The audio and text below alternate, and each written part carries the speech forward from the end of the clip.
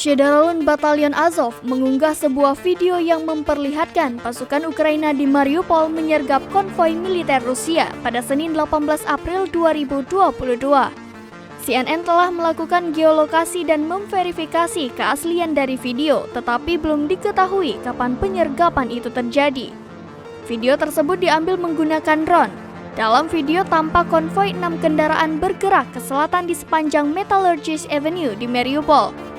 Konvoi itu keluar dari jalan dan menuju trotoar tepat di luar Cafe Ararat.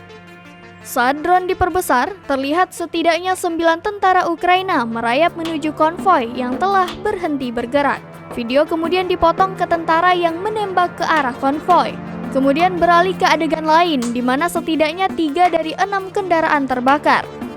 Simbol invasi Rusia Z terlihat pada setidaknya 2 kendaraan. Video itu kemudian menunjukkan tentara Ukraina melempar granat ke dinding bata ke arah tentara Rusia yang berlindung di antara salah satu kendaraan dan dinding.